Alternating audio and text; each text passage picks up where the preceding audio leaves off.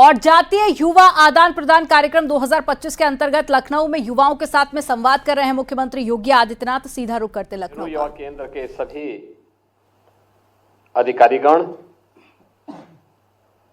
मध्य प्रदेश, छत्तीसगढ़, उड़ीसा और झारखंड के हमारे सभी जनजातीय युवा और उपस्थित बहनों और भाइयों, मैं सबसे पहले आप सबका उत्तर प्रदेश आगमन पर हृदय से स्वागत करता हूं। जय जोहर।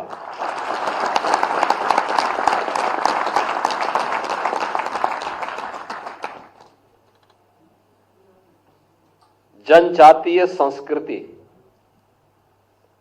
के संरक्षण के लिए प्रधानमंत्री मोदी जी के नेतृत्व में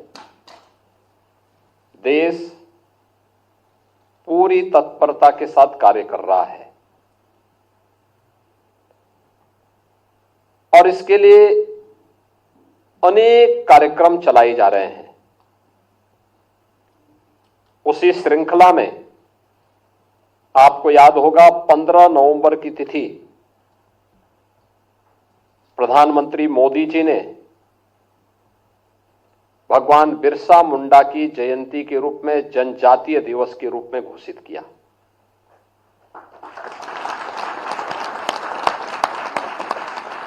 यह वर्ष अत्यंत महत्वपूर्ण है। महत्वपूर्ण इसलिए भगवान बिरसा मुंडा की 150वीं जयंती वर्ष है और इसलिए इस अवसर पर नेहरू युवा केंद्र के द्वारा देश के इन युवाओं को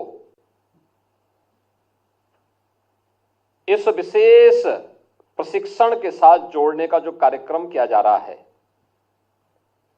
यह अत्यंत सराहनीय है और आप लोग मौसम की विपरीत परिस्थितियों के बावजूद उत्तर प्रदेश की राजधानी लखनऊ में इस प्रशिक्षण शिविर का हिस्सा बन रहे हैं। मैं इसके लिए आप सबका हृदय से स्वागत करता हूं। उत्तर प्रदेश, जैसा कि आप जानते हैं, देश की आबादी का सबसे बड़ा राज्य है। 25 करोड़ की आबादी यहां निवास करती है। 75 जनपद हैं, 18 कमिश्नरी हैं, 350 से अधिक तहसीलें हैं, 825 से अधिक यहां पे विकास खंड हैं, 17 नगर निगम हैं, 200 से अधिक नगर पालिका परिषद हैं और 400 से अधिक यहां पे नगर पंचायतें कार्य करती हैं।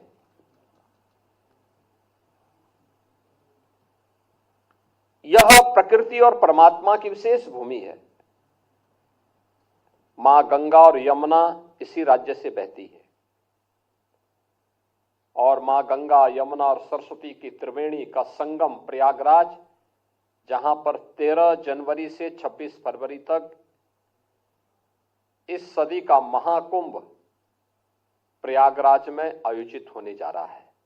बहुत बड़ा आयोजन, यानी उसमें 40 करोड़ से अधिक श्रद्धालुओं के आने की संभावना है। भगवान विश्वनाथ का पावन धाम काशी विश्वनाथ मंदिर, ये भी उत्तर प्रदेश में है। भगवान राम की पावन जन्मभूमि, यह भी उत्तर प्रदेश में है। भगवान श्री कृष्ण की पावन जन्मभूमि मथुरा और उनकी पावन भूमि वृंदावन, लीला भूमि वृंदावन भी उत्तर प्रदेश में है। यानी यह परमात्मा की विशेष कृपा की भूमि है। मां विंध्यवासिनी धाम उत्तर प्रदेश में है। भारत की वैदिक कालखंड से लेकर के अब तक की सभ्यता और संस्कृति की अनेक महत्वपूर्ण घटनाओं की और देश की आजादी की अनेक घटनाओं की भूमि उत्तर प्रदेश है। और उस उत्तर प्रदेश में इस महत्वपूर्ण कार्यक्रम के साथ जुड़ने का आप सबको अवसर प्राप्त हुआ है। ये सचमुच आपके जीवन की एक अद्भुत घटना है, उल्लेखनीय घटना है, क्योंकि आपको नजदीक से उत्तर प्रदेश को देखने का अवसर प्राप्त हो रहा है। उत्तर प्रदेश जो आज विकास के मानक में देश के सामने विकास का एक अग्रणी राज्य बनकर के उभर रहा है, इसके लिए पहली शर्त है विकास के लिए सुशासन की पहली शर्त होती है सुरक्षा और कानून व्यवस्था की स्थिति। अगर उग्रवाद है, आतंकवाद है, उपद्रव है, दंगे फसाद हैं, तो विकास नहीं हो सकता, रोजगार का सृजन नहीं हो सकता, निवेश नहीं हो सकता है, सुशासन नहीं आ सकता है। इसकी पहली शर्त है सुरक्षा और कानून का राज। कानून का हम पालन करें, कानून हमें संरक्षण देगा। और यह सम्मान का भाव जब हमारे मन में आए, एक कानून के प्रति श्रद्धा का यह भाव पैदा करता है हमारा संविधान, जिस संविधान के शिल्पी के रूप में हम सब बाबा साहब डॉक्टर भीमराव अंबेडकर को स्मरण करते हैं। और इसीलिए इस पूरी भावना को एकजुट करते हुए कार्य कर रहे हैं, उसका परिणाम हमारे सामने है कि उत्तर प्रदेश आज विकास के पैमाने पर तेजी से आगे उभरती हुई देश के एक अग्रणी अर्थव्यवस्था के रूप में अपने आप को स्थापित किया है। उत्तर प्रदेश का संबंध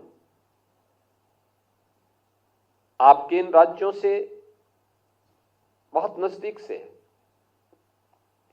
याद करिए, छत्तीसगढ़ भगवान राम का ननिहाल है। चित्रकूट वनवास के कालखंड में उत्तर प्रदेश और मध्य प्रदेश का यह जंक्शन है। भगवान राम ने वनवास कालखंड का सर्वाधिक समय यहीं व्यतीत किया था। मां जानकी जनकपुर से है। ये बिहार और नेपाल के बीच में पड़ता है।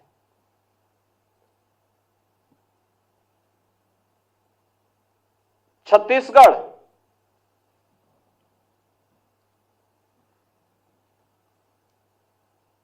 बाबा धाम के लिए जाना जाता है, पवित्र भूमि है, पावन धाम है। उड़ीसा बाबा जगन्नाथ यानी जगन्नाथ भगवान का पावन धाम है, जगन्नाथपुरी है। तो ये सभी एक दूसरे के साथ जोड़ करके उन कार्यक्रमों को हम आगे लेकर के चलते हैं। अपनी परंपरा के प्रति, अपनी संस्कृति के प्रति गौरव की अनुभूति होना, श्रद्धा और सम्मान का भाव होना और अपने देश के प्रति पूरी ईमानदारी के साथ निष्ठा का भाव होना, यही हमें आगे बढ़ने के लिए एक नई प्रेरणा प्रदान करता है। और यह उत्तर प्रदेश के अंदर आप लोगों का एक प्रशिक्षण अत्यंत महत्वपूर्ण है। इसलिए भी महत्वपूर्ण है कि आपको नजदीक से उत्तर प्रदेश की विकास यात्रा को देखने का अवसर प्राप्त हो रहा होगा। 25 करोड़ की आबादी है, लेकिन कहीं कोई अव्यवस्था नहीं। महाकुंभ के आयोजन में 40 करोड़ लोग आएंगे। सब कुछ काम अपने आप ऑटो मोड पर चलता हुआ दिखाई दे रहा है, क्योंकि लोग स्वतःस्फूर्त भाव के साथ उस कार्यक्रम के साथ जुड़ रहे हैं। जहां एक और भारत आज दुनिया की एक बड़ी ताकत बन रहा है, वहीं देश के सामने चुनौती भी है। याद करिए, पिछले 10 वर्ष में प्रधानमंत्री मोदी जी के अथक प्रयास के परिणाम स्वरूप हम सब आज देश की भारत 5वीं बड़ी अर्थव्यवस्था के रूप में उभरा है। अगले 3 वर्ष के अंदर भारत दुनिया की तीसरी बड़ी अर्थव्यवस्था बनने वाला है। पर भारत का तीसरी बड़ी अर्थव्यवस्था बनने का मतलब हर व्यक्ति की आय में वृद्धि होगी, रोजगार का अधिक से अधिक सृजन होगा, विकास के बड़े बड़े कार्य होंगे, इंफ्रास्ट्रक्चर के लिए, एजुकेशनल के क्षेत्र में, रोजगार के क्षेत्र में, निवेश के लिए ये अनेक कार्यक्रम होने जा रहे हैं और इन कार्यक्रमों को जुड़ने का अवसर युवाओं को प्राप्त होगा। मुझे तो बहुत अच्छा लगा कि जिन 5 युवाओं ने आज यहां पे इस इंटरेक्शन में भाग लिया और जिस जनजातीय संस्कृति से जुड़ी हुई कला का प्रदर्शन यहां पर किया गया, अपनी परंपरा, अपनी लोक गाथा, अपनी परंपरा को यहां पर कितने शानदार तरीके से प्रस्तुत किया गया। याद रखना, इस संस्कृति को हमें जीवित रखना होगा और इसकी आधार पर, इनकी नींव पर ही हमें विकास के नित नए प्रतिमान को स्थापित करने की दिशा में आगे बढ़ना होगा। इसके लिए केंद्र और राज्य सरकारें अपने अपने यहां म्यूजियम बना रही है और ये देश का सौभाग्य है कि स्वतंत्र भारत में पहली बार भारत के सर्वोच्च संवैधानिक पद पर एक जनजातीय महिला राष्ट्रपति के रूप में विराजमान होकर के जनजातीय गौरव और भारत के गौरव को एक नई ऊंचाई तक पहुंचाने में अपना योगदान दे रही है। उन स्थितियों में आपका उत्तर प्रदेश में आगमन हुआ है। उत्तर प्रदेश का आपका यह आगमन उत्तर प्रदेश को देखने, नजदीक से समझने का एक अवसर भी आपको प्राप्त करेगा, प्रदान करेगा। और मुझे अच्छा लगा कि आपके मन में एक उत्कंठा है देश के प्रति, अपने समाज के प्रति, अपनी संस्कृति के प्रति। और याद रखना, जीवन में आगे बढ़ने का और स्वयं के उज्जवल भविष्य के लिए और आने वाली पीढ़ी के उज्जवल भविष्य के लिए हमारे सामने एक ही मंत्र होना चाहिए और वह है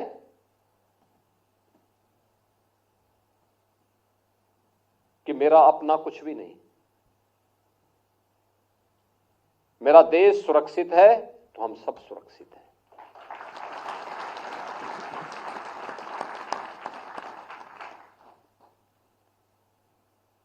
उपासना विधि का अंतर हो सकता है,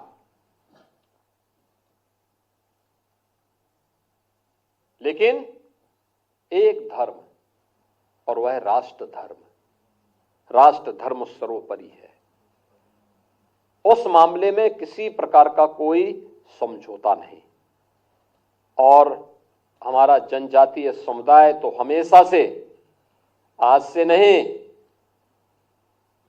प्राचीन काल से ही, भगवान राम के समय से देश के प्रति और धर्म के लिए मजबूती के साथ जुटने वाला योद्धा के रूप में जाना जाता है। भारत के ज्ञान विज्ञान की पूरी धरोहर अगर आप देखना चाहेंगे, रामायण में देखिए, महर्षि वाल्मीकि कृत रामायण में दंडकारण्य का जिस प्रकार का वर्णन है, वह वर्णन इस बात को बताता है कि ऋषि मुनियों की साधना की स्थली और दिव्य ज्ञान की भूमि हमारा दंडकारण्य है, जो जनजातीय संस्कृति और सभ्यता से भरी पूरी है।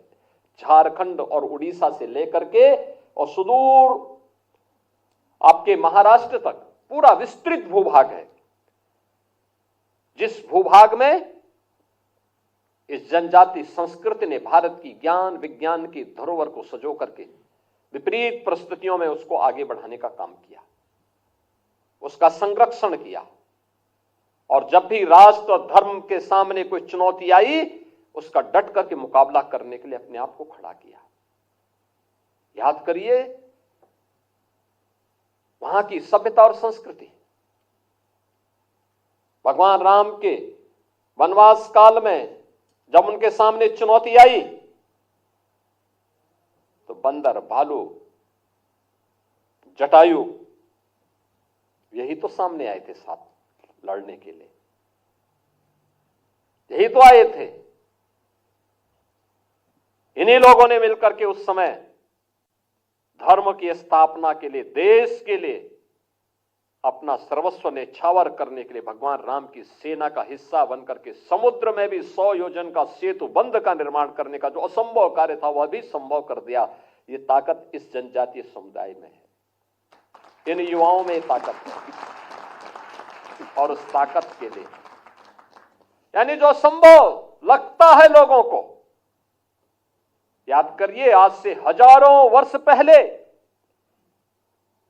समुद्र में 100 योजन का पुल बांध दिया जिससे भगवान राम की सेना इस पार से उस पार पहुंच जाए।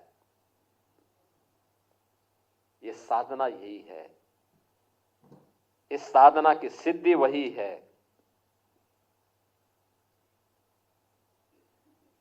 परिणाम आप सबके सामने है और उसी संस्कार से जुड़ने के लिए आपका लखनऊ आगमन हुआ है, भगवान राम की भूमि पर आगमन हुआ है। मुझे बहुत अच्छा लगा जब मुझे सिसोदिया जी की तरफ से एक आमंत्रण मिला, तो मेरे यहां कार्यक्रम लगे हुए थे, लेकिन मैंने कहा भी एक पौन घंटे का एक समय इसी में से निकालो, और यहां पर आप आए हैं। मुझे बहुत अच्छा लगा आप सबसे मिलकर के। मैं इसके लिए नेहरू युवा केंद्र के सभी पदाधिकारियों को जो इस कार्यक्रम के साथ लगे हुए हैं उनको धन्यवाद देता हूं, और उनसे इस बारे में भी कहूंगा कि इन लोगों को लखनऊ को थोड़ा घुमाइए, विधानसभा घुमाइए, मेट्रो में एक बार इनको लेके जाइए, कोई समस्या होगी आप बताइए, ये लोग थोड़ा देखें विकास कैसे हो रहा, मोदी जी के नेतृत्व में विकास कैसे हो रहा, सड़कें चौड़ी और कैसे होनी चाहिए, स्वच्छता कैसे होनी चाहिए। देखिए आप स्वच्छता का जीवन में कितना भारी महत्व होता है। याद रखना, अगर हम स्वच्छता पर ध्यान दें, अपने इर्द गिर्द कहीं भी गंदगी नहीं होने देंगे, वृक्षारोपण और प्रकृति के जितने अधिक नजदीक रहेंगे उतने ही स्वस्थ रहेंगे, बीमारी हमसे दूर भागेगी। और उसके लिए स्वच्छ भारत मिशन प्रधानमंत्री मोदी जी की देन है। शासन की योजनाओं का लाभ हर व्यक्ति तक मिलना चाहिए, यह मोदी जी के प्रयास से संभव हो पाया। टेक्नोलॉजी का उपयोग कैसे होना है, यह मोदी जी के प्रयासों का परिणाम है। और आज आप सब नेहरू युवा केंद्र के माध्यम से इन बातों को देखेंगे, विकास का क्या मायने होता है। यहां की चौड़ी सड़कें, स्वच्छ सड़कें,